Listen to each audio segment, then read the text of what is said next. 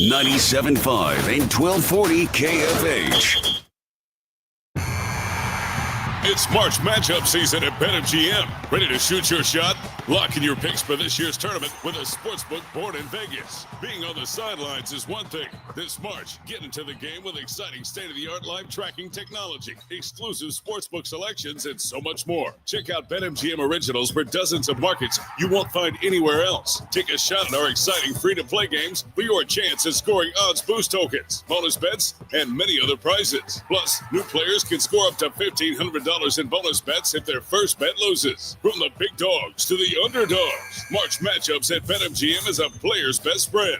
BetMGM and GameSense remind you to play responsibly. See BetMGM.com for terms. 21 plus only. Kansas only. First bet offers for new customers only. All other promotions for existing customers. Subject to eligibility requirements and rewards may vary. Please gamble responsibly. Gambling problem? Call 1-800-GAMBLER. In partnership with Kansas Crossing Casino and Hotel. T-Mobile home internet is all about speed, value. What you doing, Zach? Personally, there are so many benefits. You got to talk fast. T-Mobile home internet ranks #1 in customer satisfaction for home wireless internet by J.D. Power. Wow, you are good. Try singing it. T-Mobile has price lock. They won't raise your rate on internet. Hulu and Paramount Plus on them. Get T-Mobile home internet all in for just $55 a month with auto pay and any postpaid voice line. Additional terms apply. For J.D. Power 2024 award information, visit jdpower.com/awards. Lowe's knows that your business is built on speed and trust. That's why the Lowe's Pro Desk is here to get you what you need the moment you need it. We'll help you plan your project, calculate your materials, and pivot when your job takes an unexpected turn. And with our pro-only checkout and dedicated pro parking, you have what you need to tackle your job and be back on the job in no time. Just visit us at the Pro Desk. Lowe's knows pros. We help. You save. Spending is out. Loud budgeting is in. Finding more affordable ways to do the things you love is one of the growing trends on social media, and Metro by T-Mobile can help. Whether you're planning to invest your tax return, save it, spend it, or a combination of the three, you can improve your financial situation in 2025 with tips from finance expert Carlos Garcia. Create a budget for 2025 using the 50-30-20 rule. 50% of your money goes to needs, 30% to wants, and 20% to savings and investments. Automate your monthly bills and your monthly savings. Split your bills for maximum savings with a family phone plan. Metro is offering new customers 4 free Samsung Galaxy A15 phones and 4 lines for $100 with no ID required. That brings your phone bill down to $25 per person each month. With Metro, customers enjoy perks like $5 movie tickets, 15% off Hilton stays worldwide, a free subscription to MLB TV, and Scam Shield protection, all powered by the nation's largest 5G network. Please visit metrobyti.mobile.com. Sponsored by Metro by T-Mobile. The KFH Studios, powered by Devon James Injury Lawyers. Call 888-8888. That's 888-8888. Traffic. We have an injury traffic accident at 2nd and Water downtown. You'll want to avoid the area for the time being. Again, it's an injury traffic accident at 2nd and Water. Traffic update from 98.7 and 1330 KNSS. I'm Jad Chambers. Weather. We have a pleasant Wednesday ahead before things turn active again. Not too chilly this morning, followed by a nice warm high of 74 degrees. Northeast breeze at 8 to 18 miles an hour. Going to be light, especially later on this afternoon, all under partly cloudy skies. With your Storm Track 3 forecast, I'm meteorologist Ronald Williams. The unrivaled leader in sports audio, reaching 2 times more people than its leading competitor, Odyssey and KFH Radio. Kansas Fan Headquarters, 97.5 and 1240 KFH Wichita, KNSS HD2 Clearwater, and Odyssey Sports Station. Hey, Wichita, it's Jacob Albrock. Stay right there for the latest breaking in sports talk. It's Sports Daily, coming up next exclusively on 97.5 and 1240 KFH. I'm Patrick Claybon with NFL Network Now on the Westwood One Radio Network. The free agency frenzy continues around the NFL. The Colts are signing former Giants quarterback Daniel Jones to a 1-year, $14 million deal that includes $13.5 million guaranteed, according to NFL Network insiders Ian Rappaport and Tom Pelissero. Jones expected to compete with Anthony Richardson for the starting quarterback job. The Eagles are trading safety C.J. Gardner-Johnson and 2026 6th-round pick to the Texans for guard Kenyon Green and a 2026 5th-round pick according to Mike Garofalo and Ian Rappaport. The Saints are signing former chief safety Eric Reed to a 3-year, $31.5 million contract with $22.5 million guaranteed, while the Giants have agreed to turn for safety Javon Holland on a 3-year, $45 million deal with $30.3 million guaranteed per Ian Rappaport. And the Ravens are signing wide receiver DeAndre Hopkins to a 1-year, $6 million deal. This has been NFL Network Now on the Westwood One Radio Network. 1 in 4 Americans have a disability. I'm one of them. I'm also a working mom who cares deeply about making sure every child with a disability thrives by getting their access needs met. We've got a trusted ally by our side. Easter Seals provides children and families the foundation for lifelong success through early learning programs, skills training, and prep for college and career. That's my Easter Seals. Make it yours. Join us at easterseals.com. For nearly 2,000 severely injured veterans, everyday life has become filled with barriers. So we build specially adapted homes at Homes for Our Troops. And thanks to our donors and supporters, this life-changing gift of freedom is provided mortgage-free to these veterans. But we need you to join us too in completing this important mission. Please visit hfotusa.org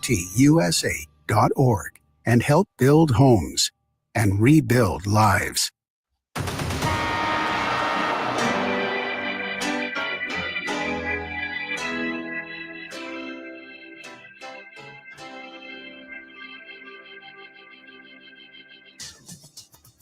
Now, from Wichita's most listened to sports radio, 97.5 and 1240 KFH. This is Sports Daily with Jacob Albrock and Tommy Kester.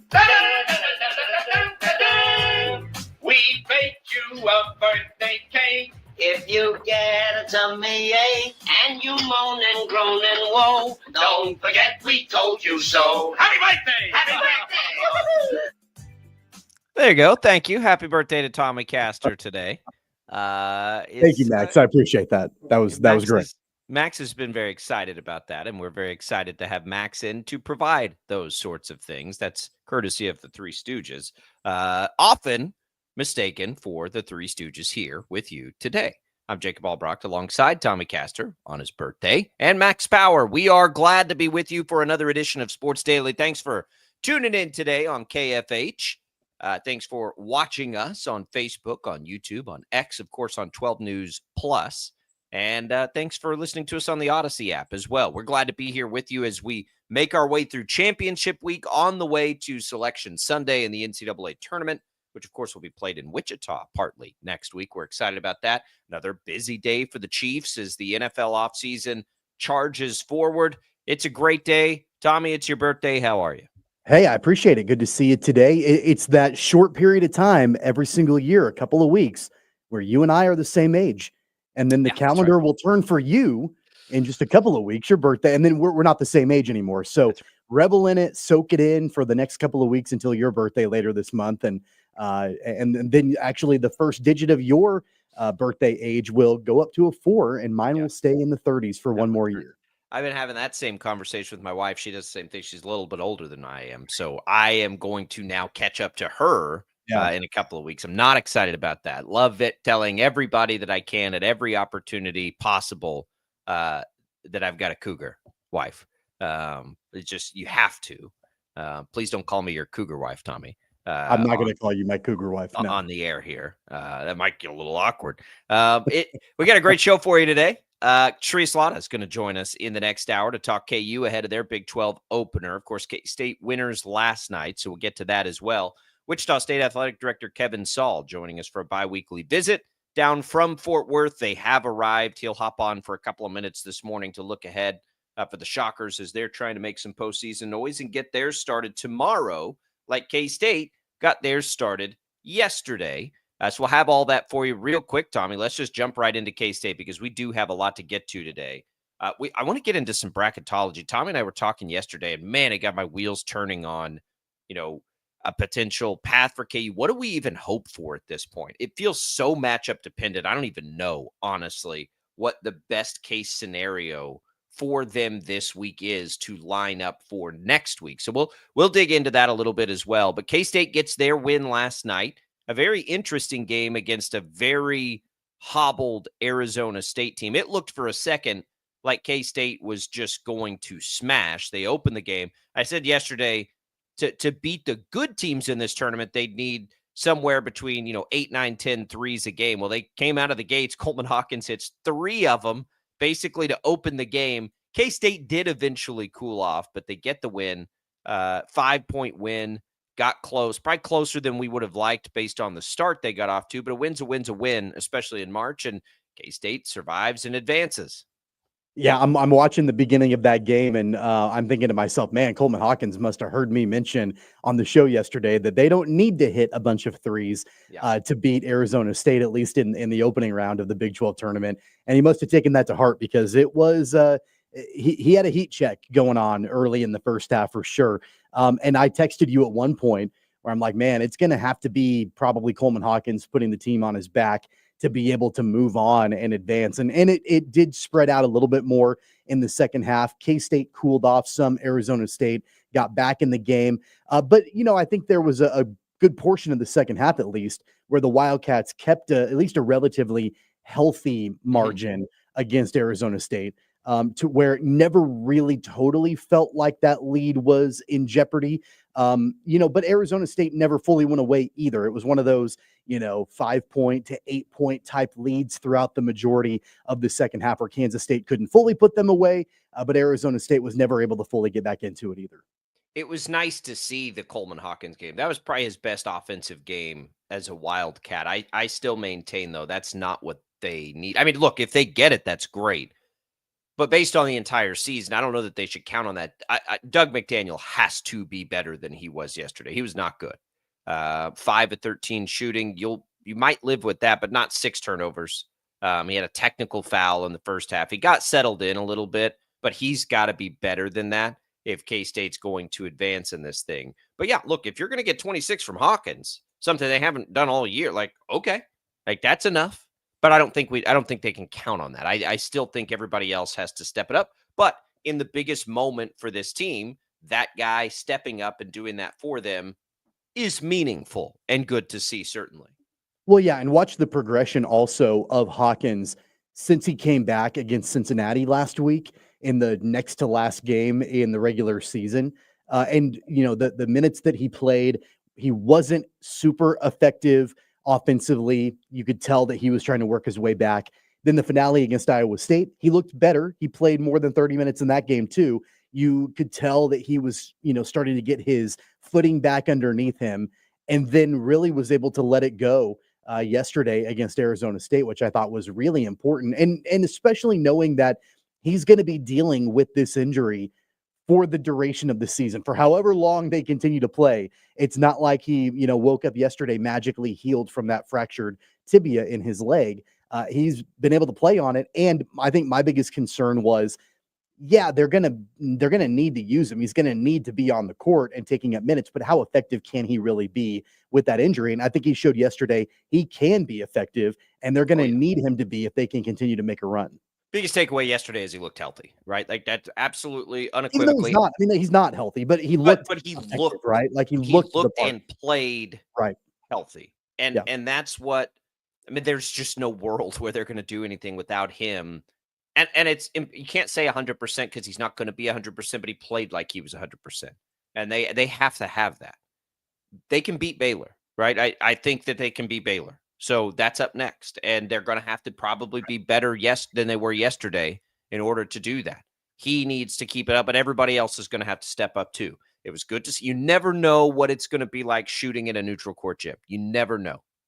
K-State shot fine in that gym they played in. I think they've had, how many games did they play there this year? At least one, and they played a ton there over the years. Not that any of these guys really did, but they shot fine in that gym. And now they got to turn around and do it again today against Baylor and keep up the defensive energy. I thought was fine yesterday.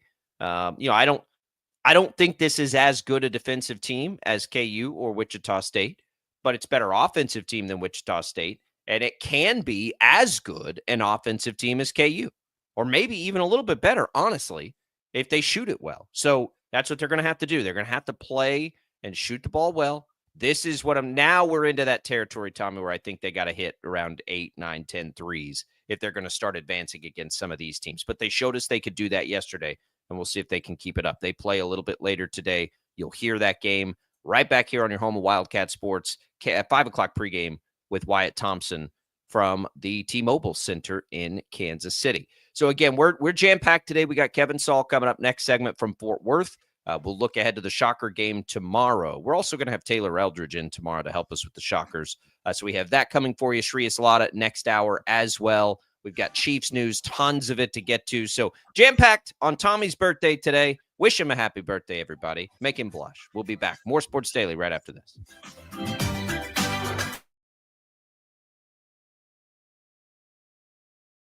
66 counties, 4 regions, and 1 weather team that you can trust. Find Storm Team 12 every weekday at 5:30 on the KSCW. Whatever the weather and wherever you are, Storm Team 12 is zooming in, going zone by zone to give you a more in-depth look at the forecast and some science behind the storms so you know more. We're focusing on the forecast so you can focus on what's important to you. Storm Team 12 Weather Focus, 5:30 on the KSCW. The future of television has arrived. Next Gen TV is here with stunning video, movie theater quality sound, enhanced voice clarity, and interactive features, all upgradable for the future. Learn more at watchnextgentv.com. Sometimes people tell us, I don't get it, it's just tea. But let me tell you, we are so much more than just tea. With 20-plus flavors of sweet and unsweet iced tea, the possibilities are endless. Come on in and try them all for free to find your favorite, or get us on the go for your busy lifestyle. And don't miss happy hour every day. So the next time someone tells you it's just tea, tell them to come by and find out why we say, drink tea, be happy. It's the canvas of our imagination. They tell a story. Clouds affect the events of your day. Sometimes they growl, sometimes they inspire, but they're always the messengers of nature's mood written in the sky. Storm Team 12 understands the language of clouds. We're dedicated to decoding their message so you know what to expect. Behind every cloud, there is a story waiting to be told. Trust Ross Jansen and Storm Team 12, alerting you first to the impact on your life. When you need help, remember, you're not alone. We are here. We are neighbors. We are together. We are Kansas.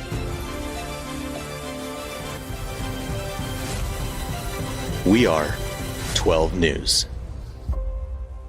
They say, What is GMFB Overtime? It's Peter, Jamie, Kyle, and Akbar breaking down the NFL 5 days a week. It's okay to be excited. It's this, that, and a whole lot of... It's football for everyone. Weekdays at 10 a.m. on KSCW. Are following a breaking update. every day, all day, stream the stories that have you talking near and far. Whoever is behind the wheel of this bus is not stopping. From hundreds of local reporters and meteorologists spanning the country. Chaos here this morning at the UW campus. Search LNL for the all-new Local News Live streaming app. Make yourself known now. 83101 in traffic pursuit. Oh my God, here. Investigate TV Plus begins with real people. We investigate stories that impact you And inspire change every day. Something is broken. Real problems. Why are they hiding it? And real solutions. My daughter was dying in front of me. What was your reaction when he said that? Investigate TV Plus, weekdays at 3:30 p.m. on KWCH. Sometimes people tell us, I don't get it, it's just tea. But let me tell you, we are so much more than just tea. With 20-plus flavors of sweet and unsweet iced tea, the possibilities are endless. Come on in and try them all for free to find your favorite, or get us on the go for your busy lifestyle. And don't miss happy hour every day. So the next time someone tells you it's just tea, tell them to come by and find out why we say, drink tea, be happy. Mornings are busy. We're here to make your mornings better. We report the stories that affect you. 3 more hospital lies from contaminated apple juice just a day after the FDA issue a recall. We're here to make your mornings better. Closing east and westbound lanes of K96 for repairs. With 12 News, you're prepared for your whole day. Scattered thunderstorms across the state into the afternoon. Stay a step ahead with 12 News this morning on KWCH and KSCW.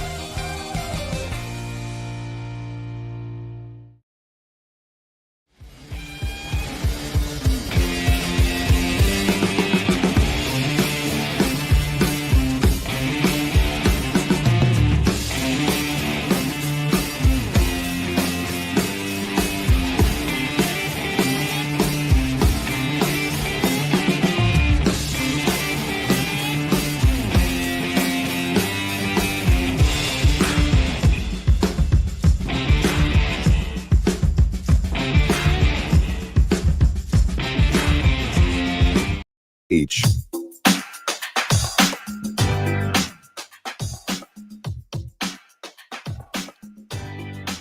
All right, welcome back in, everybody. It is Sports Daily here on KFH. Glad to be with you. Thanks to Prairie Fire Coffee for keeping us fueled up each and every morning here on KFH.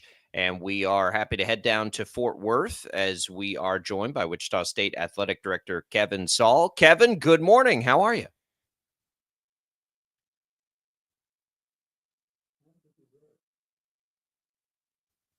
I think we lost connection there. So we'll work on making that connection again here. Max will hop on that and get that for us. So we're going to connect there. We'll get Kevin in here in just a second. Tommy, the Shockers get ready for a game in 2 days against South Florida. So look, it should be a game they handle business in, quite frankly. They're trying to make it through. They're going to have to go through Memphis. We know that it's a daunting task. They get an early game tomorrow. And I'm curious here to get a vibe check as much as anything on them after the Tulsa second half. Yeah, I mean, I think, look, like, South Florida is a team that, it's a small sample size, but the last time they played, South Florida beat them by almost 20 points inside Coke Arena, So I think you have to take, a little bit of a pause on that. Just because we don't know, of course, Wichita State was in a different position then than they are now. And so, I think that that's one thing you have to keep in mind. Yeah, it's hard. That game came sort of in the bad times, right? It's been a season of 2 seasons, sort of. And that was what felt like a totally different season. Is now I believe we have Kevin Saul in here. Kevin, we were just wondering as we open things up, kind of a vibe check down there from Fort Worth. It was an unfortunate second half against Tulsa, but it's been a much better second half of the season for Wichita State. So how's everybody feeling down there? I guess first and foremost, good morning. How are you? Oh, good morning. Appreciate the opportunity, guys. Hope you're doing well. The vibe is great. Guys got in last night, had personnel, scouting, game planning for our third matchup against South Florida. As you guys know, each team has won on the opposing team's home floor, and it'll be a great matchup for us. What's interesting with the way this bracket lays out is on our half of the bracket on the top side, there's not a team on that top side that we haven't beaten. So clearly, there's a recipe and a formula. The beauty of it is you're going to be playing these teams second and third time. So adjustments will be made, and obviously we got to respond to those adjustments. But I think you guys are exactly right. You start off 10-3 this season, and 10 wins was our best non-conference total in the last 5 years. Again, nothing we're going to celebrate over the top, but it's certainly a positive data point. And then you start league play. I think it was 1-6 to start league play, and then you reel off 6 straight wins after that. So it's been a season of runs, if you will. Yeah, and it's I don't think the end result is where anybody wanted it to be, an 8th place finish in the American, certainly. But it's been hard for it's been strange because it doesn't even feel like we can look at it as black and white as they finished 8th in the American. After the start they got off to, they started to play well again, and it certainly doesn't feel like they're the 8th best team in the American, but this is a results-driven business. So how do you evaluate that as you look back at the regular season now? If you look at the American standings, it is really tight. And again, at the end of the day, guys, I don't think, a lot of folks may talk about spin, but at the end of the day, we're talking about facts, right? We're 8th in the league. You can lean on a lot of different facts. Some will take it maybe a more pessimistic route, and some will take it a more optimistic route. I could throw out, guys, because that's my job. I could throw out 5 really optimistic stats, right? 10 non-conference wins is our best in 5 years. Your finish of 8th is 2 games out of 5th, right? We were preseason picked 4th by the coaches. You've got last year we finished 4 games under 500. Currently, we sit at 5 games over 500. So clearly that demarks some progress. So I always think about, guys, try to look at historically, where are we in the context of the program? And I may have shared this with you previously on your show, but if you look at 110 years or 120 years of Shocker basketball, and you look at all the head coaches that have coached for this program, and you look at, hey, where was their win total 2 years in? And of the 20 or 25 or 30 coaches that have been a part of this program over the course of the history, Paul Mills is tied for 3rd all time in terms of win total through 2 years, and 2 seasons, and we still have games to play here, and we still have games to win. So I think contextually you can look at this thing again. You can look at it in a really pessimistic light. You can also look at it in an optimistic light. I think there's some progress that has been made. Certainly, we're not where we want to be. We're not where we want to be until we start winning championships. But at the end of the day, I think you can point to some progress as well. And I agree with that. That's what's been so strange. I think at different points this season, like, it's been different each time. It's almost been like there's been 3 seasons that have played out this year. The non-con, the beginning part of conference play, which there was no spin there. That was just it was weird, honestly. And then there was the finish, which felt more like the beginning, and I think is more where this team and program are, which is great heading into the postseason, with the exception of the second half against Tulsa. What was the message there from Paul Mills after that second half? Obviously, that sort of defense can't happen again in the tournament. I've never felt like this team had any issues as far as energy or drive or buy-in or anything like that. Are they able to recycle that real quick and bounce back here and give us the kind of defense they're going to need to in this tournament? Yeah, I think we had, guys, it's fair to say, I think there was probably a question of identity when we started league play, 1 and 6. And I think there were a couple of guys that really stepped up. Ronnie DeGray is one of those that I thought did a really, really nice job stepping into a leadership role in a time when the team needed it. Was very vulnerable with the guys in terms of his evaluating himself and then what he was prepared to do moving forward to position the team in a better spot. I think he had a lot of guys that resonated with, and certainly it resonated in the win column. I think you can point to those types of stories with different guys on the roster throughout the year. And you're right. At the end of the day, I think defensively, particularly in the low post, Tulsa exposed us. And we've got to do a better job on those 2-on-1 defensive components when it gets into the low post. I think you could probably count 12 to 13 possessions where it was a 2-on-1 in the low post, and they won that 2-on-1 each time. So got to figure out a way. And again, I'm not the technical expert, to figure out a way to shift and help and blitz and all those things to try and negate those advantages.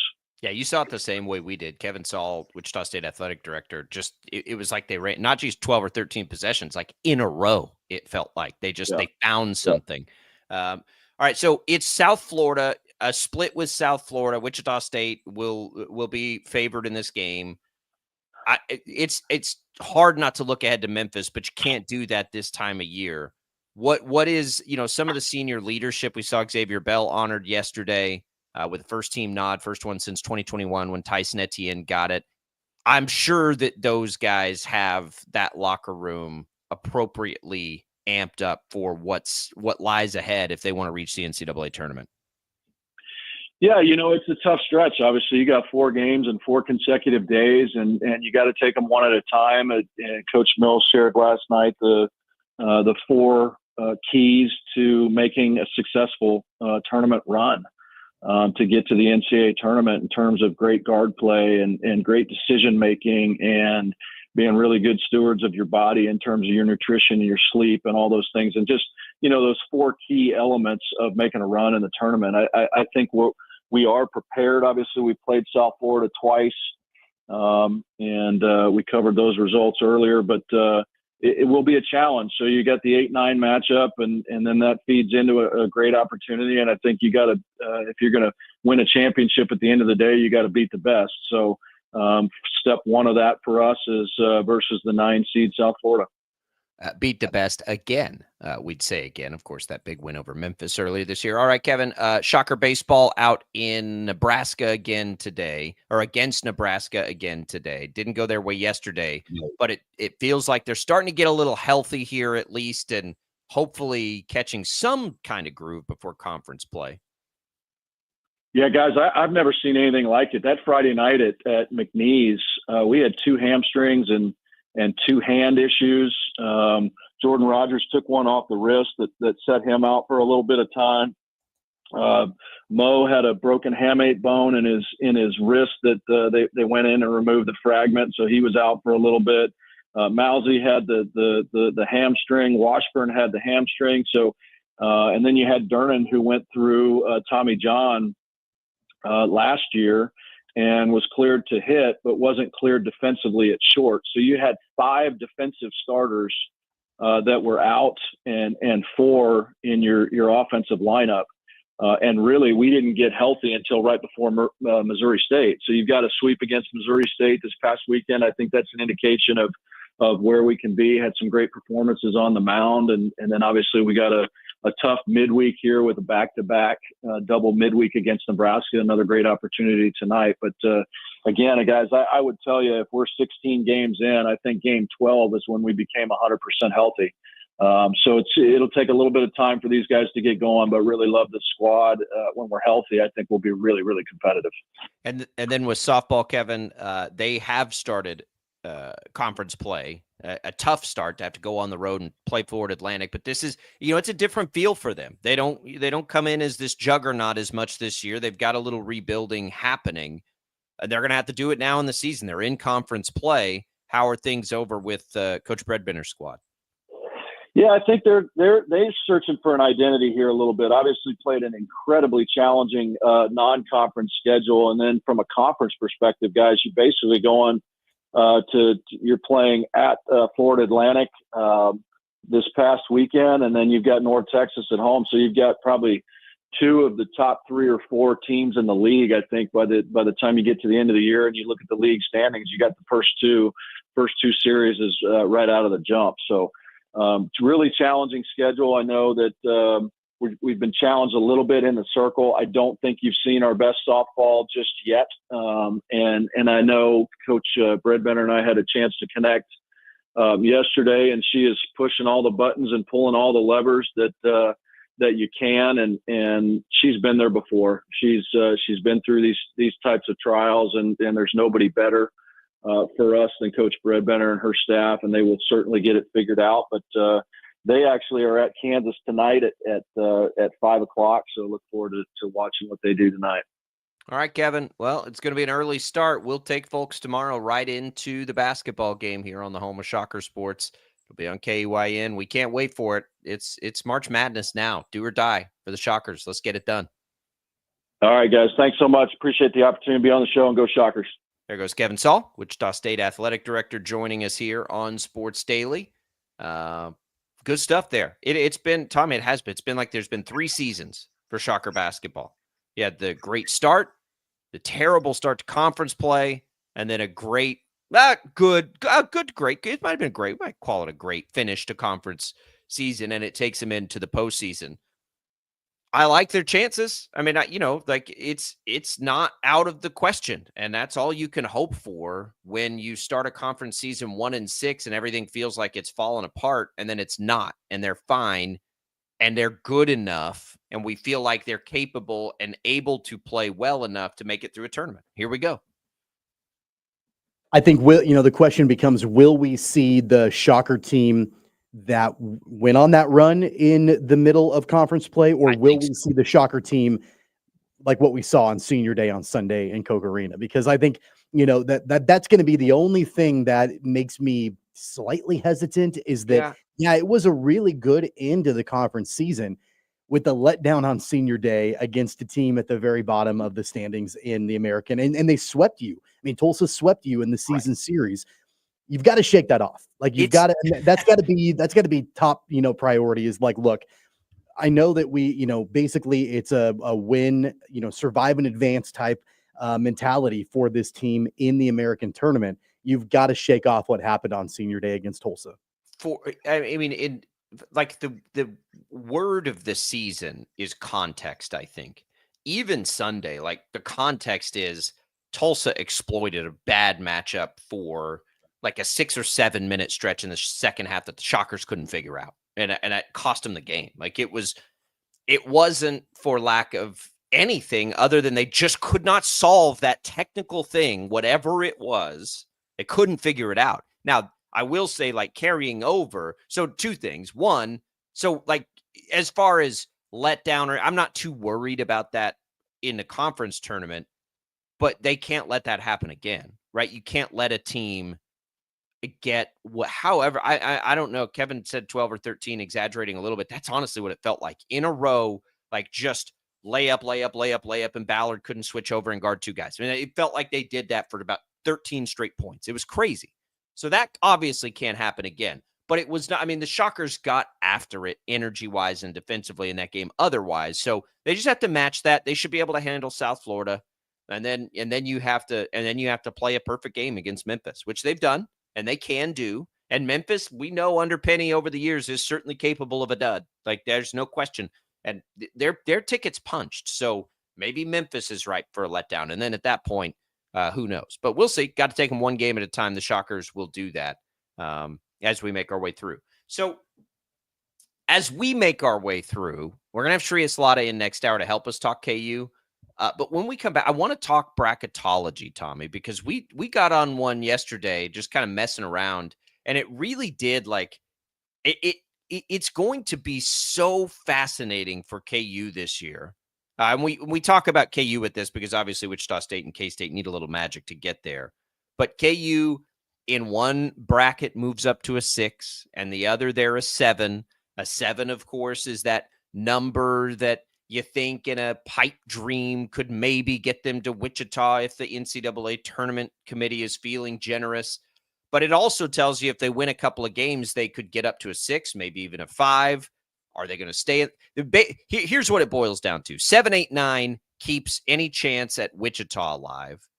4, 5, 6 does not in almost any scenario.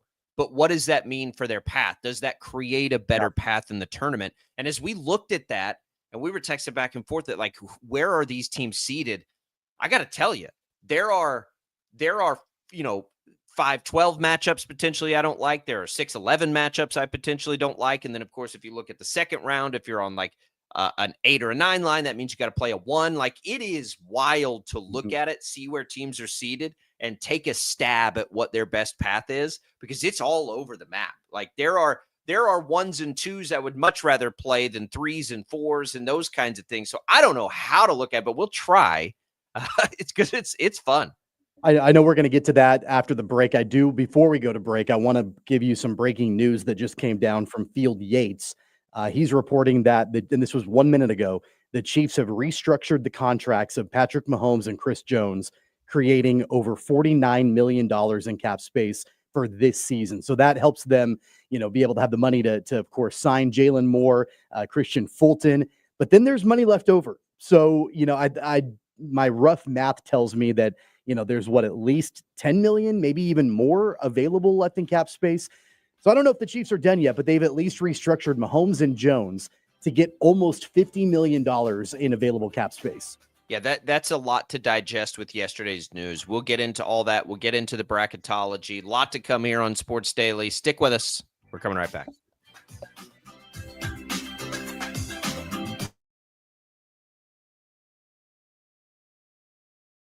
"66 counties, 4 regions, and 1 weather team that you can trust." Find Storm Team 12 every weekday at 5:30 on the KSCW.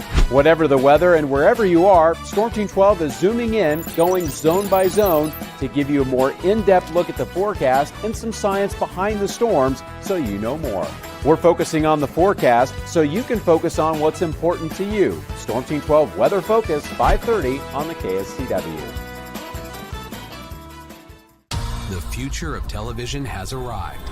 Next Gen TV is here with stunning video, movie theater quality sound, enhanced voice clarity, and interactive features, all upgradable for the future.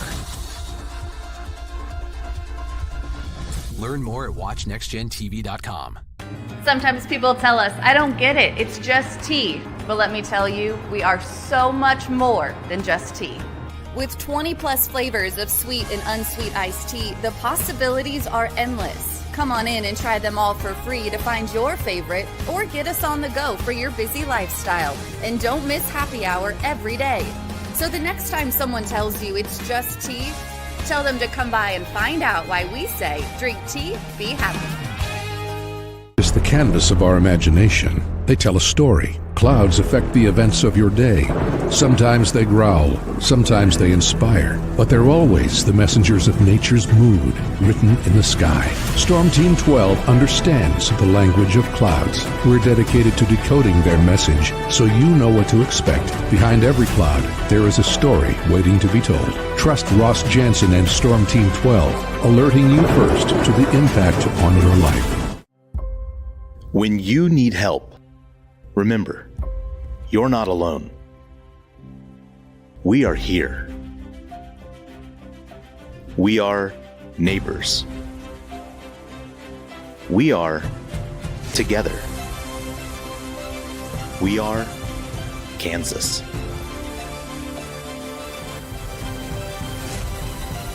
We are 12 News. What is GMFB overtime? It's Peter, Jamie, Kyle, and Akbar breaking down the NFL 5 days a week. It's okay to be excited. It's this, that, and a whole lot of It's football for everyone. Weekdays at 10 a.m. on KSCW. Are following a breaking update. Every day, all day, stream the stories that have you talking near and far. Whoever is behind the wheel of this bus is not stopping. From hundreds of local reporters and meteorologists spanning the country.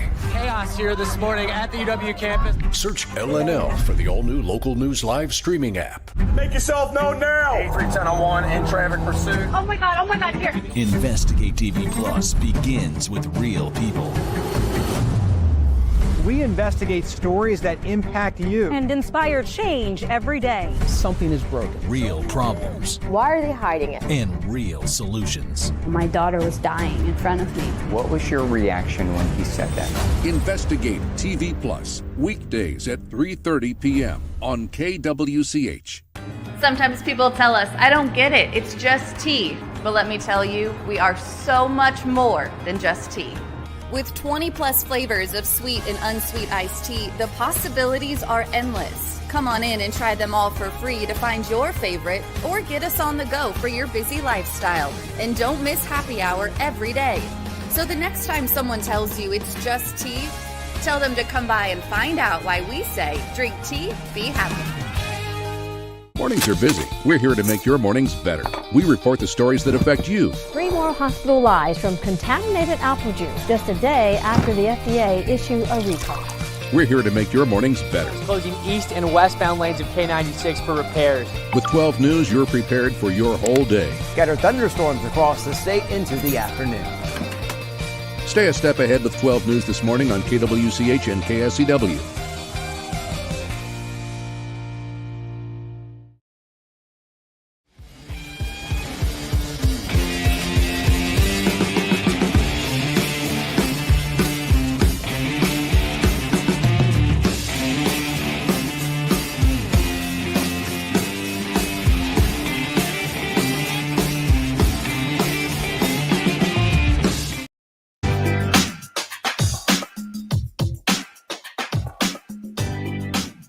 All right, welcome back in, everybody. It is Sports Daily. Glad to be here with you. We're going to pivot a little bit because of some breaking Chiefs news there that Tommy had for us right before the break.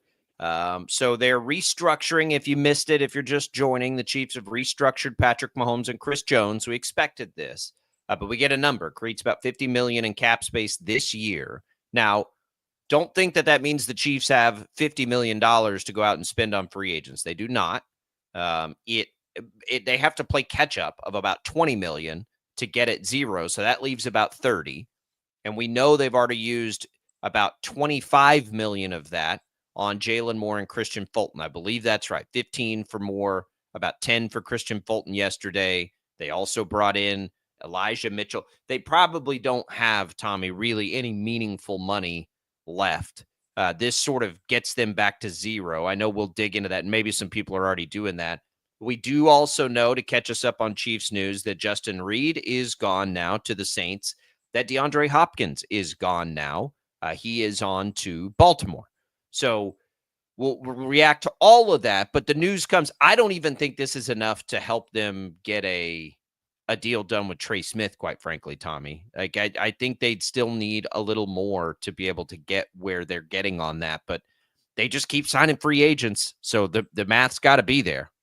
I mean, I think that they've got enough left to where they could maybe do, one or two smaller free agent type deals. Well, they'll have to, because they got to fill out their roster. Real for sure, right? And so I think that's, they didn't restructure Mahomes and Jones only to the point to where it would get them back to where they need to be after the Jalen Moore and Christian Fulton signings yesterday. I mean, I think they've got a little bit left over to be able to go and take care of a couple of other needs. Probably not going to be major impactful free agent signings from here on out for the Chiefs, but it does get them caught up with a little bit left over, I think, to be able to go and do a couple of other things.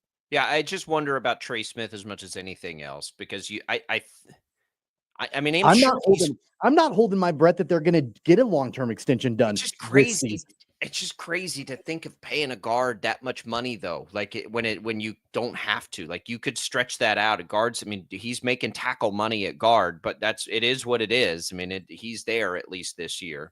And then here's what all of this for me gets really interesting. Like when we see the entire collection of it, Christian Fulton surprised me yesterday. Didn't feel like a spot I thought they were going to spend any free agent money. And it makes me wonder about Trent McDuffie. I'll be perfectly honest with you. Now, it's only, I think it was a 2-year deal for Fulton, but McDuffie's going to be really expensive. And I don't know that there wasn't some component of that's a backup plan if they can't extend Trent McDuffie or get him. Because even a franchise tag with him is going to be really expensive. So I look at that as an interesting thing. Like, can they keep both Karlaftis and McDuffie, and which one would they choose? Well, they just signed a corner that could potentially be an heir apparent. So I don't know. Now, they're going to use them both this year. It's going to make them better this year. There's no question about that. And it could be that simple. But when you just continue to draft good players, you continue to have to make difficult decisions. Justin Reed was not drafted, but he's gone, right? Like, he was a good player for the Chiefs. They have to just make decisions. And he is out now. And they're okay. They have depth at that position. It's fine. But it's interesting. And then Trey Smith, is he really going to, like, you traded Joe Tourney, we thought, to make Trey Smith, a big-time future piece. But what if you can't? So I think we needed to see the restructuring for sure. The restructuring freed up the money that it freed up. But I think that money's spoken for.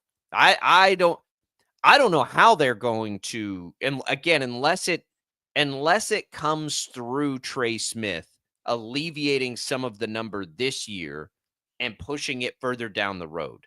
But I don't know how much they'll have to get to this year in order to do it. But if, what's he at, 25-ish on that guard? So if he's making 25 on the tag, if 23. You can 23, if you can push it down the road and give him, 10 this year and then more on the back end years, well, that frees up money this year.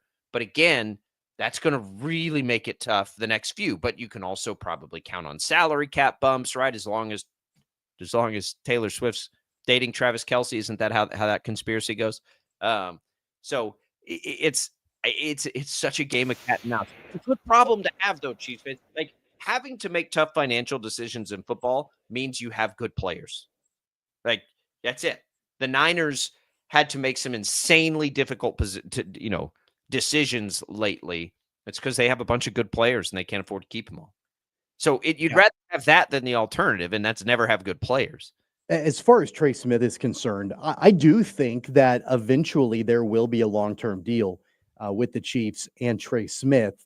I think that there's that, from what I've read, the desire on both sides for that to happen at some point. I just don't know if it's going to be for this season. Like, it wouldn't surprise me if Trey Smith plays on the tag while they're negotiating a long-term extension, and maybe even at some point during the season. It's not, at least from what I've read, it's not a Chris Jones situation where Chris Jones wasn't going to play on the tag, right? And where he wasn't going to negotiate a long-term extension during the season. Like, those were all things that happened with him. We've not gotten that indication whatsoever with Trey Smith. In fact, Smith has signed his franchise tag for this year, at least to me, signaling his willingness to play on the tag this year. And like, why wouldn't he want to? He's going to be making more money this season because he's lumped in with the remainder positions on the offensive line, and will get more money this season than if he re-signed a long-term extension right now.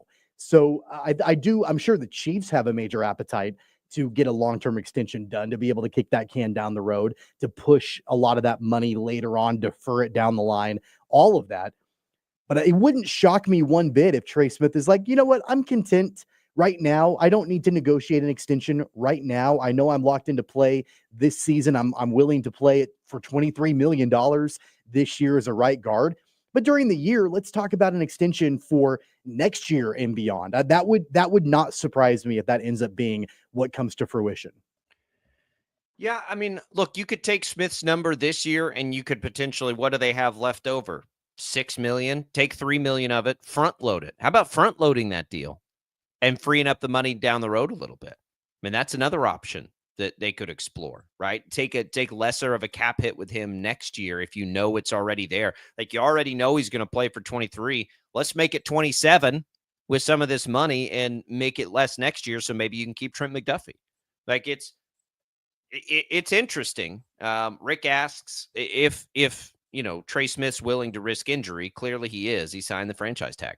So, 25 million or 23 million, whatever it is for a guard, it's pretty good money. Yeah, if he wasn't willing to risk injury, he wouldn't have signed the tag. He would have said, look, I don't want to play under the tag. Which is why players don't sign the right now. Exactly. But I think he's willing. And look, because of the way the NFL classifies the franchise tag amount on the offensive line, where they lump the tackles, the guards, and the center all together, and that's the value, then for Trey Smith, he's going to make more money this season alone on the tag than he would be if there was an extension. So that doesn't surprise me. Again, it's different than the Chris Jones situation. It's different than almost every other position when a player gets tagged, because of the way that guards are lumped in with tackles and centers. So it would not surprise me, if he plays on that this year and he tells the Chiefs, look, I'm going to play on it this year and we can negotiate a long-term extension during the year. What do you think of the moves they made yesterday? I'm good with them. I'm fine. I don't know. I mean, I don't know much about Christian Fulton. I know he's a former second-round pick. I know that he's dealt with some nagging hamstring injuries in a couple of his seasons in the league. He's been fine. I mean, he was a starter for the Titans for a couple of years, and the Chargers, I think, signed him and brought him in, to try to bolster their secondary a little bit. As a unit, I don't think they did particularly well this year. This past season. But you know what? Look, I get it from a depth perspective. I get it also as maybe hedging a bet, like you mentioned, against a, potential Trent McDuffie, departure after this coming season. So, all of that, I get it. I understand why they signed him to that deal. I don't know how much of an impact player he'll be, but I do like it as a depth piece. So here's what I've read from multiple people on him is there could be the ability to move McDuffie back into the slot a little bit, which is something he's really good at. If Fulton and Watson can play outside, then in your nickel packages where you run three corners out or more defensive backs, then it allows McDuffie to get to a place where he's really, really good. And then obviously McDuffie plays the outside when you're just running base packages. But that could also tell us too that Spags has some ideas on how to tweak things defensively to make up for some of the losses that they'll face defensively. We know they brought back Nick Bolton. They're not going to bring back a Menahue. Justin Reed just left. They're going to lose, I think, a couple other defensive linemen. So maybe it's as simple as an adjustment. I can't shake that McDuffie doesn't have a deal. He's not going to get a deal now, I don't think. I mean, I don't see any world where that's possible until after this season. And maybe this is a backup plan. I mean, maybe it makes sense. Maybe it's both. Maybe it makes sense schematically for this year, and then it becomes your backup plan if you ultimately can't afford McDuffie. It'd be nice if the Chiefs could have another draft where in 3 or 4 years we're having this same conversation, right? Too many good players that they can't keep signed. They need to just get that kind of draft. Let's get that kind of draft here. Yeah, and look, I think that one other piece of this that's not even necessarily about Trent McDuffie with this Fulton signing, it might even be more about Jalen Watson than Trent McDuffie. And Watson, had a broken ankle, was limited to just a handful of games last year for Kansas City. But when Watson was healthy, he was really good. Remember, he was really good and looked like he was, poised to have kind of a breakout season. Of course, I thought so. Dealing with that injury really hampered him. I think that part of this is, maybe I don't even want to say it's competition for snaps with Jalen Watson, but I think it's an insurance signing a little bit. Like, look, Watson, like you broke your ankle and we are still optimistic about your development and being a guy that can be, potentially a shutdown corner in this league. But we have to hedge our bet a little bit. And of course, knowing that there's the potential that McDuffie could be gone after this next season, we needed a reinforcement. We needed a depth piece. And that's what Fulton provides. So I think it is about potentially Trent McDuffie and how you pair up Fulton with McDuffie on the field and all of that. But I also think it's a little bit of a, hedge on Watson and how the Chiefs want to see him develop and how they want him to break out. Best case scenario, if McDuffie leaves after next season, is that then you've got Fulton and you've got Watson and they both are really good and they can cover and you can replace the production from McDuffie. But I think that's going to be dependent on, can these guys stay healthy this coming season? Yeah, I mean, I think best case scenario is they're all good and you can keep McDuffie, and then you've just got 3 good corners. You can't ever have enough good ones. It also, as we wrap up here, makes us look at the draft a little bit, and that was a position a lot of people look. They needed depth at corner. There's no question about that. And that was a position that people thought maybe they attack early in the draft. Well, now maybe that's less likely. Maybe it's less likely they go after a tackle. It just continues to push us toward either best player available or moving up and down. I don't know that they have a clear need. I mean, to me, it didn't change from yesterday based on all the different things that happened over the course of the day. They need a pass rusher, probably more than anything. If we look at the current roster and how it stands, I think pass rusher becomes the most urgent need now for this team. I would agree with that. I think the elephant in the room is what is going to happen with Charles Omenihu. With all the flurry of the deals the last few days, he hasn't been included in that. Now that could always happen, but I don't know if it's he's in negotiations or if there is a reason, he's been off and on injured. I don't know if teams are hesitant to bring him in or what that looks like. I don't know if there's any scenario where he returns to the team and what that looks like on a team-friendly deal. He hasn't been signed yet. I think that's the elephant in the room. Yeah, we'll see. I would say the chances are low. We're going to come back. We're going to talk some more college hoops when we return on Sports Daily.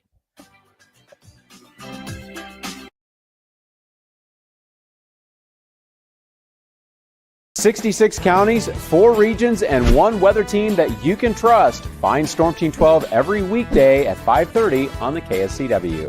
Whatever the weather and wherever you are, Storm Team 12 is zooming in, going zone by zone to give you a more in-depth look at the forecast and some science behind the storms so you know more.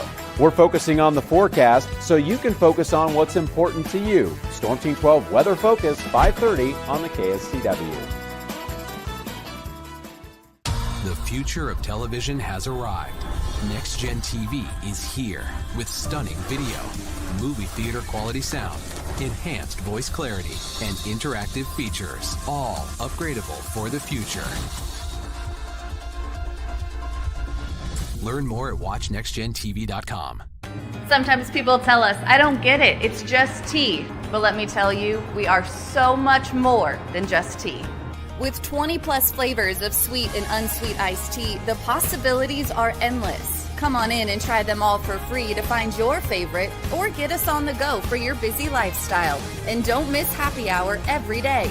So the next time someone tells you it's just tea, tell them to come by and find out why we say, drink tea, be happy. Is the canvas of our imagination. They tell a story. Clouds affect the events of your day. Sometimes they growl, sometimes they inspire, but they're always the messengers of nature's mood written in the sky. Storm Team 12 understands the language of clouds. We're dedicated to decoding their message so you know what to expect. Behind every cloud, there is a story waiting to be told. Trust Ross Jansen and Storm Team 12, alerting you first to the impact on your life. When you need help, remember, you're not alone. We are here. We are neighbors. We are together. We are Kansas.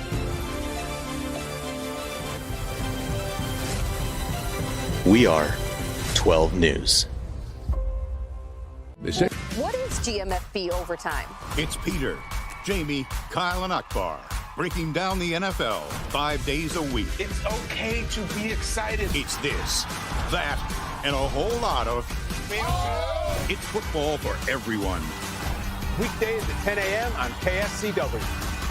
Are following a breaking update. every day, all day, stream the stories that have you talking near and far. Whoever is behind the wheel of this bus is not stopping. From hundreds of local reporters and meteorologists spanning the country.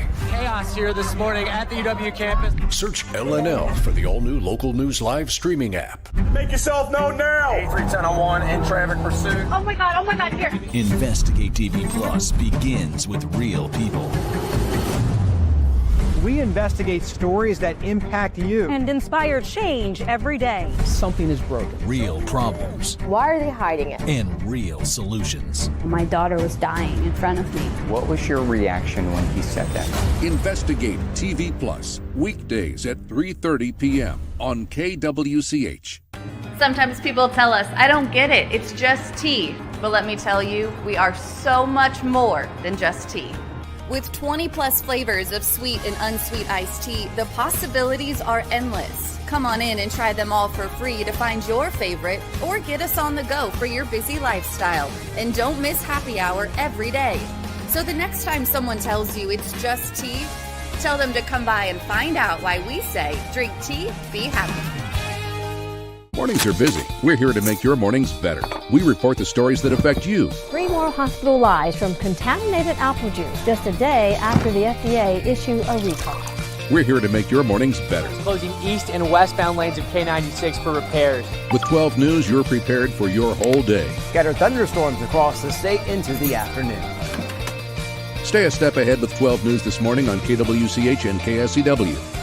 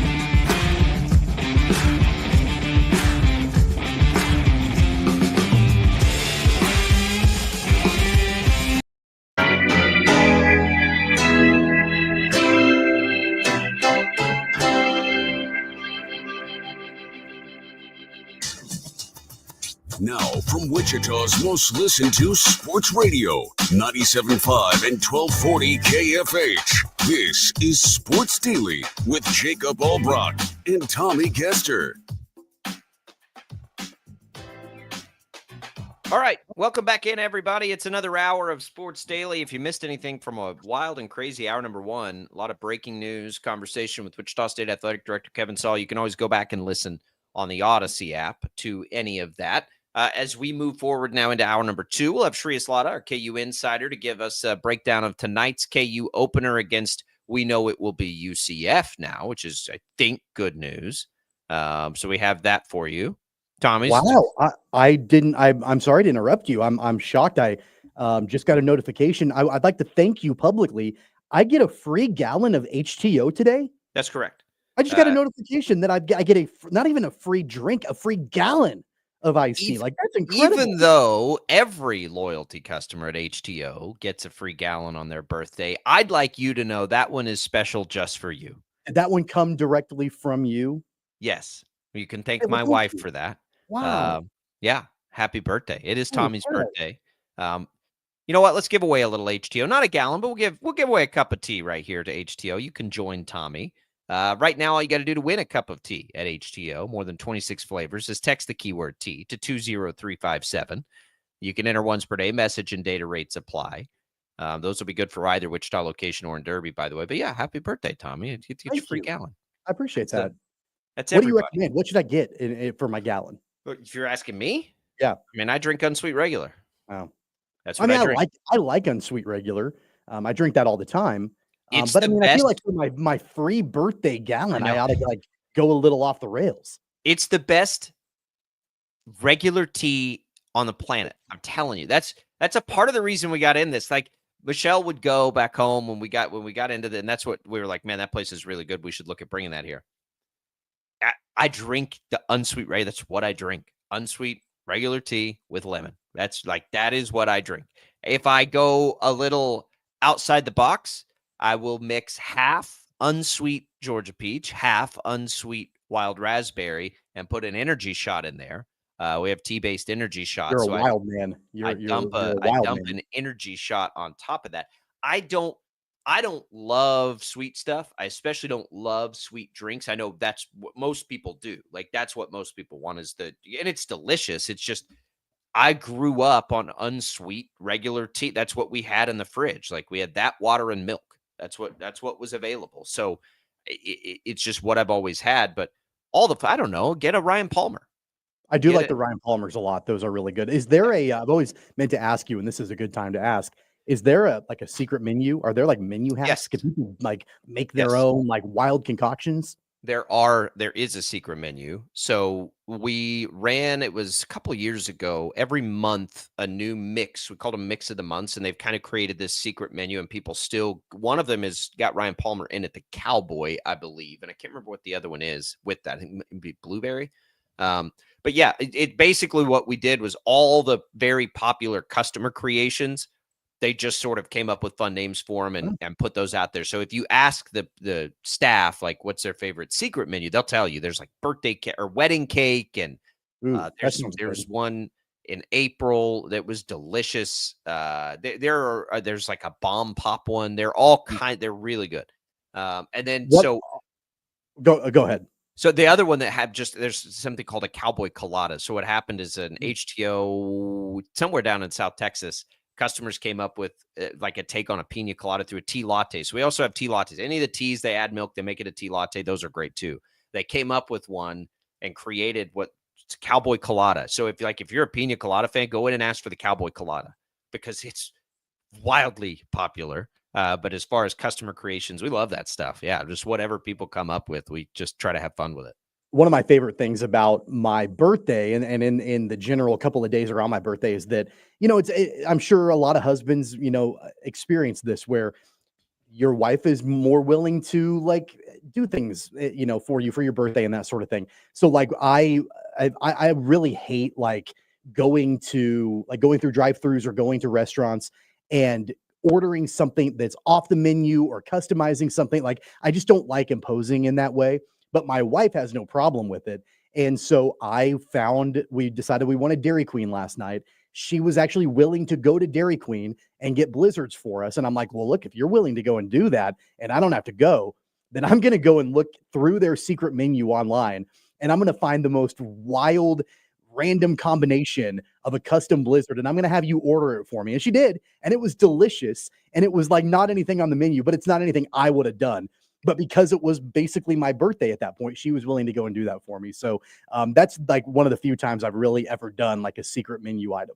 Yeah, no, I am probably with you, but I don't ever go and like look things up. Like I just go in and I read the menu. Like I don't have any of the apps. I have the HTO app, obviously, but I don't have apps for any of the places. Like I'm not the target though. I'm not. I've gotten notifications. I get a free drink from Starbucks today. I get free guac from Chipotle today. Like I'm going to be like just hopping from place to place. Yeah. Because it's my birthday. Yeah. Get Ryan Palmer if you're going off the rails. It fits the golf theme for I sure. like Or ask them, what their favorite mix of the month is. Ask the staff. They'll tell you. There's a bunch of really, really good ones. Man, it's a fun thing to see customers like it enough to come up with that. It's very rewarding, honestly, to see people like things that much to do that.